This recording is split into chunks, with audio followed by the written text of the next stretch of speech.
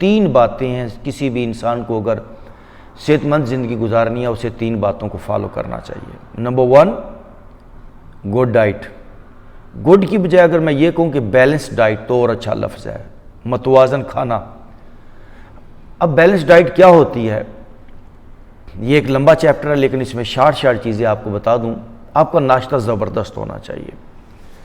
आपकी जो 24 आवर्स के अंदर जो भी बिग मील है वो नाश्ता होना चाहिए, और वो भी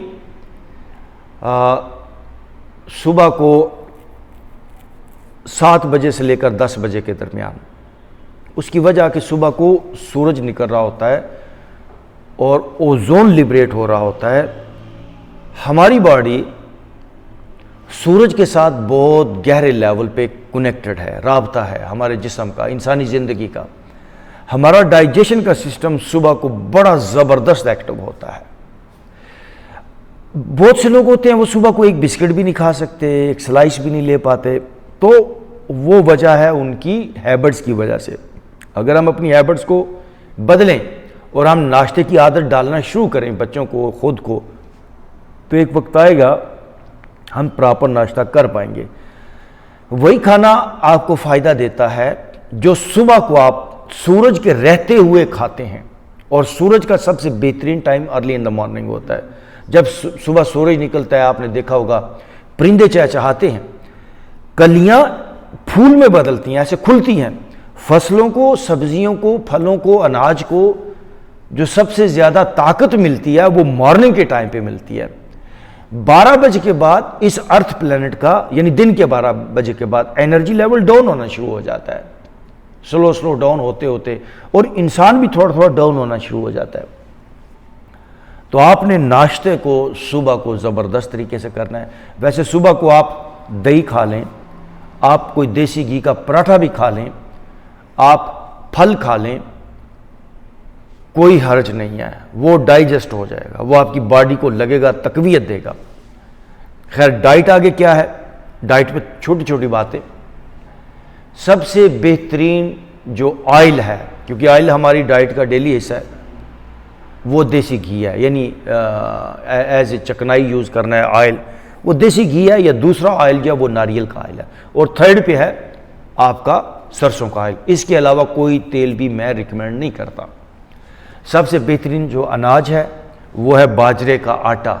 आप बाजरे का आटा जो है उसको मिक्स कर लिया करें चने के आटे के साथ। चने का आटा बहुत अच्छा है, इसमें देखिए ना ग्लूटेन नहीं है। The main problem is gluten. वो जो चीज़ आटे के अंदर चिपचिपाहट पैदा करती है ना, गंदम में है, बहुत ज़्यादा है। गंदम को रिफाइन करते चले जाओ तो मैदा बन जाएगा। अब मैदा देखिए किस तरह से वो चिपचिपाहट है। जिस भी अनाज के अंदर जितनी चिपचिपाहट, वो लेस कम है, वो अनाज उतना अच्छा है।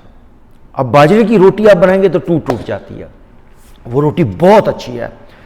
आप मकई का आटा ले लें, वो उसमें भी वो चिपचिपाहट नहीं है।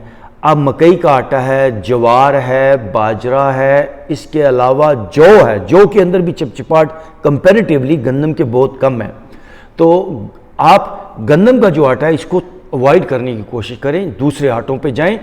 बॉडी की जो एनर्जी डाइजेशन पे लगती है, देखिए मेरे पास डेली लोग आते हैं जिनको डाइजेशन की प्रॉब्लम है, कॉन्स्टिपेशन है, डायरिया है, और ये गट हेल्थ के बारे में लोग जब बात कर रहे होते हैं, प्रॉपर उनका ये सिस्टम प्रॉपर काम नहीं कर रहा होता।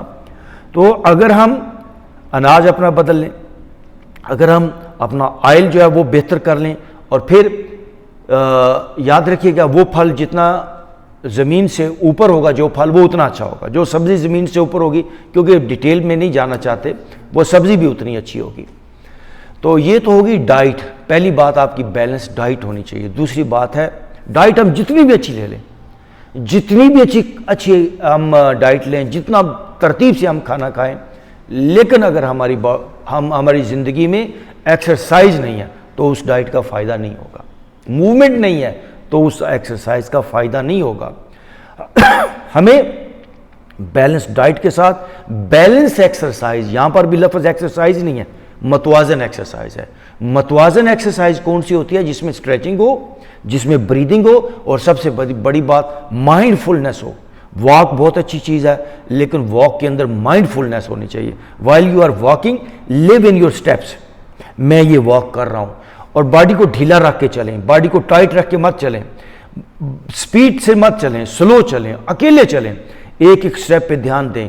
ज़्यादा से ज़्यादा भी अगर आपने ध्यान देना है तो आसपास के परिंदों को आप फील कर सकते हैं, किसी पेड़ को फील कर सकते हैं।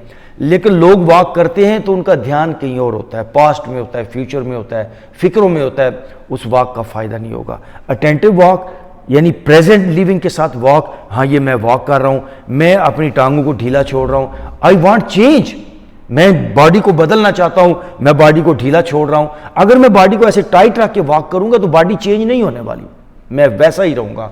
अगर बॉडी के तमाम मसल्स को ढीला छोड़ते हुए आप वॉक करें, दिनों के अंदर आपको रिजल्ट्स मिलेंगे। तो दूसरी एक्सरसाइज थी बैलेंस, दूसरी बात हेल्दी रहने के लिए वो है बैलेंस एक्सरसाइज, बहुत ज़रूरी है। और तीसरी एक्सरसाइज है, अगर आपके पास एक्सरसाइज भी बैलेंस हो गई, आपका डाइट भी बेहतर हो गया, तीसरी चीज़ को आपने फॉलो नहीं किया तो भी हम सेहतमंद नहीं हो सकते, वो है बैलेंस स्लीप। दिन भर के काम काज से हमारी बॉडी के कई सेल्स जो हैं वो डैमेज होते हैं, पेन आता है, स्ट्रेस आती है। रात को अगर हम ठीक सो जाएं, हमारी बॉडी की नेचुरल तरीके से रिपेयरिंग होती है, नेचुरल तरीके से। आप अगर कोई, शायद हमारे पास कैमरे हों कि हम रात को सोए हुए बंदे की कोई पिक्चर ले पाएं, वैसे रशिया ने इसके ऊपर काम किया है, कोई ऐसे उन्होंने कैमरे बनाए हैं और उनके रिजल्ट्स भी बहुत अच्छे आए हैं। नींद के अंदर हमारी बॉडी का ऑरा ही बदल जाता है, हमारी बॉडी के आसपास जो एनर्जी लेवल है वो ही बदल जाता है। और नींद के अंदर इंसान सांस ठीक लेता है। नींद में आपने देखा होगा लोगों का पेट फूलता है जब सांस लेते हैं, किसी भी सोए हुए बंदे को देखे उसका पेट बाहर आता है। ये एक बुनियादी वजह है कि उसके बॉडी के जो सेल्स रिपेयर होते हैं, बॉडी के डीप लेवल तक लाइफ का जो है वो फ्लो हो जाता है। तो नींद बहुत ज़रूरी है, 7 से लेकर 8 घंटे तक, और नींद भी किसी पुरसकून माहौल के अंदर, और क्वालिटी नींद चाहिए।